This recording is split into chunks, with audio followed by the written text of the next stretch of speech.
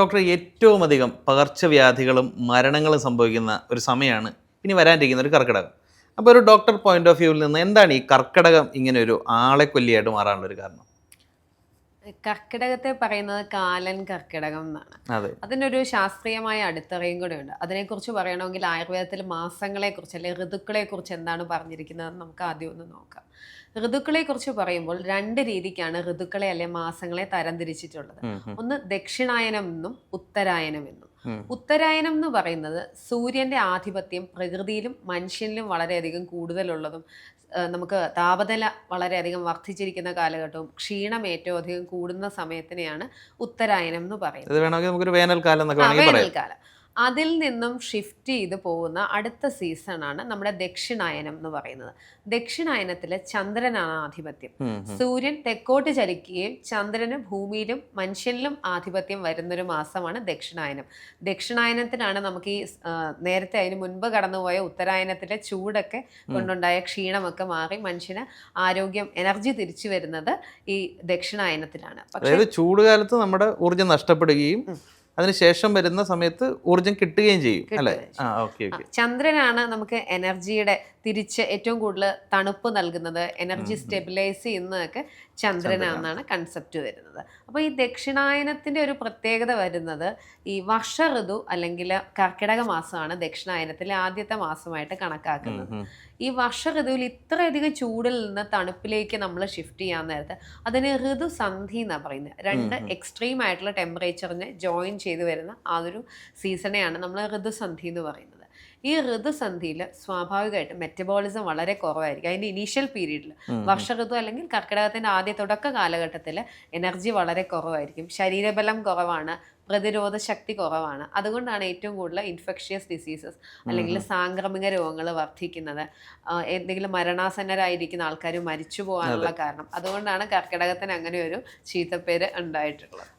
ഈ പ്രതിരോധമൊക്കെ കുറയുന്നതുകൊണ്ടായിരിക്കും സാധാരണ പറഞ്ഞു കേൾക്കാറുണ്ട്, നമുക്കൊരു ആക്സിഡന്റ് ഒക്കെ പറ്റിക്കഴിഞ്ഞാൽ എല്ലാ കർക്കിടകത്തിലും ആ വേദന വരും എന്നൊക്കെ ആൾക്കാർ പറയുന്നത് ഈ ഒരു കാര്യം കൊണ്ടായിരിക്കും അല്ലേ? അതെ, കർക്കിടകത്തിലാണ് ഏറ്റവും കൂടുതൽ ബോഡി വളരെ മൃദുലമായിട്ടിരിക്കുക അല്ലെങ്കിൽ ഇളയതായിട്ടിരിക്കുക എന്നൊക്കെ കൊളോക്കിയലി പറയുന്നത്.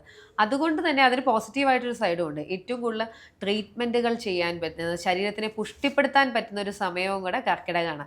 ആ സമയത്ത് ചെയ്യുന്ന എല്ലാ ട്രീറ്റ്മെൻറ്റും നമുക്കൊരു ഫിക്സഡ് ഡെപ്പോസിറ്റാന്ന് വേണമെങ്കിലും പറയാം.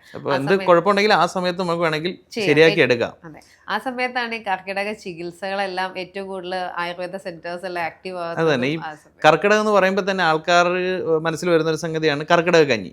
അപ്പോൾ ശരിക്കും ഒരു കർക്കിടക കഞ്ഞിക്ക് ഒരു കൃത്യമായ കൂട്ടമുണ്ടോ? എന്താണ് ഒരു ഡോക്ടറുടെ ഒരു അഭിപ്രായത്തിൽ കർക്കിടക കഞ്ഞിയെക്കുറിച്ച്? കർക്കിടക കഞ്ഞിയെക്കുറിച്ച് നമ്മുടെ മുൻകാല ആയുർവേദ ഗ്രന്ഥങ്ങളിലൊന്നും കൃത്യമായ രീതിക്ക് എഴുതിയിട്ടില്ല. പക്ഷെ ഒരു ഇന്ന കൂട്ട് ഇങ്ങനെയാണ് കർക്കിടക കഞ്ഞി ഉണ്ടാക്കേണ്ടത്, അതിന് ഇത്ര വസ്തുക്കൾ ആവശ്യമാണെന്ന് എഴുതിയിട്ടില്ല. ഇത് നമ്മൾ തലമുറകൾ കൊണ്ട് കൈകാര്യം ചെയ്ത് വന്ന് ഓരോ അഡീഷൻസ് വെച്ച് കൂട്ടിയും കുറച്ചുമാണ് ഇന്ന് ഈ കാണുന്ന രീതിക്ക് കർക്കിടക കഞ്ഞി ഉണ്ടാക്കിയിട്ടുള്ളത്. ആ കോമ്പിനേഷൻ ഒരു ബേസിക് എങ്ങനെയാണെന്ന് വെച്ചാൽ ഞാൻ നേരത്തെ പറഞ്ഞു, ആ സമയത്ത് നമുക്ക് സ്വാഭാവികമായിട്ടും മെറ്റബോളിസം അല്ലെങ്കിൽ എനർജി കുറവായിരിക്കും, ദഹനശക്തി കുറവായിരിക്കും. അപ്പോൾ ഈ വർഷ ഋതുവിൽ അനുഷ്ഠിക്കേണ്ട ചര്യകൾ അല്ലെങ്കിൽ ആ സീസണിൽ നമ്മൾ ചെയ്യേണ്ട കുറേ ശീലങ്ങളെ അഷ്ടാംഗ ഹൃദയത്തിൽ അല്ലെങ്കിൽ എല്ലാ ആയുർവേദ ഗ്രന്ഥങ്ങളിലും പറഞ്ഞിട്ടുണ്ട്. അങ്ങനെ നമ്മൾ ഉപയോഗിക്കേണ്ട കാര്യങ്ങളിൽ ഒന്നാണ് കർക്കിടക കഞ്ഞി. ആഹാര പദാർത്ഥങ്ങളിൽ ഒന്നാണ് കർക്കിടക കഞ്ഞി. കർക്കിടക കഞ്ഞിയുടെ പ്രത്യേകത എന്താണെന്ന് വെച്ചാൽ കഞ്ഞി രൂപത്തിലായതുകൊണ്ട് എളുപ്പം ദഹിക്കും. ദ്രവരൂപത്തിലുള്ള ആഹാരങ്ങൾ പൊതുവെ ശരീരം എളുപ്പം ആഗിരണം ചെയ്യുന്നതാണ്. അതുപോലെ അതിൽ പൊടിമരുന്നായിട്ട് ചുക്ക്, കുരുമുളക് അങ്ങനെ ആഡഡ് സ്പൈസസ് ഉള്ളതുകൊണ്ട് മെറ്റബോളിസം ഇമ്പ്രൂവ് ചെയ്യാൻ നല്ലതാണ്. ഞാൻ നേരത്തെ പറഞ്ഞിരുന്നു വാതവ്യാധികൾ അല്ലെങ്കിൽ ശരീരവേദനകൾ ഏറ്റവും കൂടുതൽ വർദ്ധിക്കുന്ന കർക്കിടകത്തിലാണ്. അപ്പോൾ അതിനെ കോമ്പൻസേറ്റ് ചെയ്യാനാണ് ബലം നൽകുന്ന ഞവര പോലെയുള്ള അരികൾ എടുക്കുന്നത്. ഞവരെ ശാഷ്ടികം എന്നാണ് സംസ്കൃതത്തിൽ പറയുന്നത്, ശാഷ്ടികം ബല്യം എന്നാണ് പറയുന്നത്. ഏറ്റവും കൂടുതൽ ബലം നൽകുന്ന അരിയാണ് തവിടോട് കൂടിയുള്ള ഞവര അരി. അതാണ് ഇതിന്റെ ബേസ് ആയിട്ട് എടുക്കുന്നത് അല്ലേ? അതാണ് കർക്കിടകത്തിൽ ഏറ്റവും കൂടുതൽ ഞവര അരിയുടെ കഞ്ഞിയാണ് ഏറ്റവും പ്രസിദ്ധമായിട്ടുള്ളത്. ഈ ശരീര ബലം നൽകുന്നതുകൊണ്ടാണ് നമ്മൾ ഞവരെ ചൂസ് ചെയ്യാൻ കാരണം. എനിക്ക് തോന്നുന്നു ഓരോ കർക്കിടകം വരുമ്പോഴും ഏറ്റവും കൂടുതൽ വെറൈറ്റി മരുന്ന് കഞ്ഞികൾ പ്രൊഡ്യൂസ് ചെയ്തിട്ടുള്ള ഒരാളാണ് ഡോക്ടർ. അപ്പോൾ അത് എന്താണ് ഇതിൻ്റെ ഒരു കോമ്പിനേഷൻ തീരുമാനിക്കുമ്പോൾ ഉള്ള ഒരു പ്രത്യേകത? ഈ വർഷം ഇറക്കുന്ന മരുന്ന് കഞ്ഞിക്ക് എന്തൊക്കെ പ്രത്യേകതകളോട് കൂടിയാണ് ഒരു മരുന്ന് കഞ്ഞി പുറത്തേക്ക് വരുന്നത്? ഒരു യൂണിവേഴ്സൽ ആയിട്ടുള്ളൊരു നമ്മളിപ്പോൾ വളരെയധികം ചിന്തിക്കേണ്ട ഒരു കൺസെപ്റ്റ് ഉണ്ട്. അതിനെ DD അല്ലെങ്കിൽ ഡയറ്ററി ഡൈവേഴ്സിറ്റി അല്ലെങ്കിൽ ഫുഡ് ഡൈവേഴ്സിറ്റി എന്ന് പറയും. ഇപ്പോൾ എല്ലാ ആൾക്കാരിലും നമ്മൾക്ക് വണ്ണം ഉണ്ടോ മെലിഞ്ഞിരിക്കുന്നുണ്ടോ എന്നല്ലാതെ ആഹാരത്തിൻ്റെ അല്ലെ പോഷകത്തിൻ്റെ അപര്യാപ്തത മിക്ക ആൾക്കാരിലും ഉണ്ട്. ഏതെങ്കിലും ഒരു ധാതുലവണത്തിൻ്റെ ഒരു അപര്യാപ്തത മിക്ക മനുഷ്യരിലും കാണാനുണ്ട്. അപ്പോൾ അത് ഒഴിവാക്കാൻ വേണ്ടിയിട്ടാണ് മാക്സിമം ഡൈവേഴ്സിഫൈ യുവർ ഫുഡ് എന്ന് പറയും. കൂടുതൽ പുതിയ പുതിയ ധാന്യങ്ങൾ ആഹാരത്തിൽ ഉൾപ്പെടുത്തും. സ്ഥിരം കഴിക്കുന്ന ചോറല്ലാതെ എന്തെങ്കിലും പുതിയതായിട്ടുള്ള പയർവർഗ്ഗങ്ങൾ ധാന്യവർഗ്ഗങ്ങളൊക്കെ ഉപയോഗിക്കാൻ പറയുന്നത്. അതുകൊണ്ടാണ് ഓരോ വർഷവും ഒന്ന് അപ്ഡേറ്റ് ചെയ്തിട്ട് കഴിഞ്ഞ വർഷത്തെ കഞ്ഞിക്കിറ്റിൽ നിന്നും കുറച്ചുകൂടെ വ്യത്യസ്തമായിട്ട് അടുത്ത വർഷം ചെയ്യുന്നത്. അപ്പോൾ ഇപ്രാവശ്യത്തെ കഞ്ഞിക്കിറ്റിൽ നമ്മൾ ഞവരയുണ്ട്, മില്ലറ്റ്സ് ഉണ്ട്, അതുപോലെ പുതിയ പുതിയ ഒരുപാട് ധാന്യങ്ങൾ ചേർത്തിട്ടുണ്ട്. പൾസസ് വ്യത്യസ്തമായിട്ടുള്ള കണ്ടിട്ടുണ്ട്. റെഗുലർലി നമ്മൾ മാർക്കറ്റിൽ കാണാത്ത ആൾക്കാർക്കൊന്ന് ഇൻട്രൊഡ്യൂസ് ചെയ്യാൻ കൂടെ വേണ്ടിയിട്ടാണ് പുതിയ പൾസസ് ഒക്കെ. അതായത് ശരിക്കും ഇപ്പോൾ ഈ പുതിയ തലമുറയിലേക്ക് വന്നു കഴിഞ്ഞാൽ ന്യൂട്രീഷൻ ഡെഫിഷ്യൻസി ഭയങ്കരമാണ്. ആളുകൾക്ക് ഇപ്പോൾ സപ്ലിമെൻ്റ് ഉപയോഗിക്കാത്ത മനുഷ്യരുണ്ടെന്ന് എനിക്ക് തോന്നുന്നില്ല. അപ്പോൾ അതിനെയൊക്കെ കൂടെ കൺസിഡർ ചെയ്തുകൊണ്ടുള്ള ഒരു കിറ്റായിരിക്കും ഡോക്ടർ. അതെ, അതിനെയൊക്കെ കൺസിഡർ ചെയ്തുകൊണ്ടൊപ്പം തന്നെ ഒരു ആഡ് ഓൺ ആയിട്ട് പറയേണ്ട കാര്യം, ഇത് കർക്കിടകത്തിൽ മാത്രം ഉപയോഗിക്കേണ്ട കഞ്ഞിയല്ല. ഇത് നമുക്ക് ഏത് സീസണിൽ വേണേലും ഉപയോഗിക്കാവുന്നതാണ്. അപ്പോൾ സ്വാഭാവികമായിട്ടൊരു സംശയം വരും, എല്ലാവർക്കും കഴിക്കാമോ എന്ന്. തീർച്ചയായിട്ടും. അതായത് ഞവരയാണ് ഇതിൻ്റെ ബേസ് എന്ന് പറഞ്ഞു. ഇപ്പോൾ സ്വാഭാവികമായിട്ടും ഇപ്പോൾ ഡയബറ്റിസ് ഉള്ള ആളുകൾ, ഇപ്പോൾ വളരെ കോമൺ ആണ് ഡയബറ്റിസ്. അപ്പോൾ ഈ ഡയബറ്റിസ് ഉള്ള ആളുകൾ അല്ലെങ്കിൽ കൊളസ്ട്രോൾ ഉള്ള ആളുകൾ, ഈ ലൈഫ് സ്റ്റൈൽ ഡിസീസ് ഉള്ള ആളുകൾക്ക് സാധാരണ പ്രശ്നമാണിത് ഞവരയൊക്കെ യൂസ് ചെയ്യുമ്പോൾ. അതിനെ എങ്ങനെയാണ് ഡോക്ടർ ഇതിനകത്ത് ചെയ്തിരിക്കുന്നത്? ഞവരെ ഏറ്റവും അധികം ആൾക്കാർ ഭയക്കാനുള്ളൊരു റീസൺ ഞവര മധുരം കൂടുതലാണ്. ഗ്ലൈസിമിക് ഇൻഡെക്സ് കൂടുതലുള്ള ഒരു അരിയാണ്. മധുരാംശമാണ് ഞവരയിൽ ഏറ്റവും കൂടുതലായിട്ടുള്ളത്. അതുതന്നെയാണ് ഞവരയുടെ ബലവും. ഞവര ശരീരത്തിന് ബലം കൊടുക്കാനുള്ള കാരണവും ഞവരയുടെ ഈ മധുരാംശം കൊണ്ട് തന്നെയാണ്. അപ്പം ഞവരയെ ഒഴിവാക്കണം എന്ന് എനിക്ക് തോന്നിയിട്ടില്ല. പക്ഷേ ഞവരയുടെ ഈ പെട്ടെന്ന് ഗ്ലൈസിമിക് ഇൻഡെക്സ് കൂട്ടുക അല്ലെങ്കിൽ രക്തത്തിലുള്ള ഷുഗർ വർദ്ധിപ്പിക്കാനുള്ള കഴിവിനെ ഒന്ന് കുറയ്ക്കാൻ വേണ്ടിയിട്ട് നമുക്കിതിൽ വേറെ വ്യത്യസ്തമായിട്ടുള്ള ധാന്യങ്ങൾ, അത് ഒരുപാട് ചിന്തിച്ച് നമുക്ക് ചൂസ് ചെയ്യേണ്ടതാണ്. പലവിധ ധാന്യങ്ങൾ ഇതിൽ ആഡഡ് ആണ്. മില്ലറ്റ്സ് എല്ലാവർക്കും അറിയാം, 2023 മില്ലറ്റ് വർഷമായിരുന്നു. മില്ലറ്റുകൾക്ക് അത്രയധികം ഇമ്പോർട്ടൻസ് ഉണ്ടാവുകയും നമ്മുടെ ആഹാരത്തിൽ അത് ഉപയോഗിക്കാൻ വേണ്ടിയിട്ട് ഗ്ലോബലി ഇഷ്ടംമാതിരി മൂവ്മെൻറ്റ്സ് നടന്നിട്ടുണ്ട്. അപ്പോൾ ഇതിൽ മില്ലറ്റ്സ് ഒക്കെ ഉണ്ട്. അതുകൊണ്ട് ഇതിൽ ഞവര കൊണ്ട് ഉണ്ടാകുന്ന ഹൈ ഷുഗർ സ്പൈക്ക് കുറയ്ക്കാൻ, കോമ്പൻസേറ്റ് ചെയ്യാൻ അതിനെ ഈ ഉലുവ, ആശാളി, മില്ലറ്റ്സ് ധാന്യങ്ങളെല്ലാം ചേർന്നിട്ട് ഒരു കംപ്ലീറ്റ് പാക്കേജ് ആയിട്ടുള്ള ഒരു സമീകൃത ആഹാരമായിട്ടാണ് നമ്മൾ കർക്കിടക. ഉലുവ, ആശാളിയൊക്കെ പൊതുവെ ഷുഗറിനെ കുറയ്ക്കുന്നതായതുകൊണ്ട് അത് കോമ്പൻസേറ്റ് ചെയ്തു പോകും. അതെ.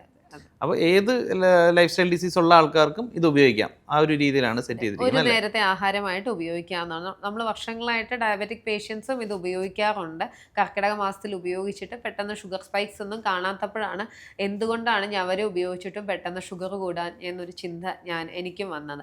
അങ്ങനെയാണ് നമ്മുടെ ഈ കോമ്പിനേഷനാണ് ഇതിൽ വർക്കൗട്ട് ആവുന്നതെന്ന് മനസ്സിലായത്.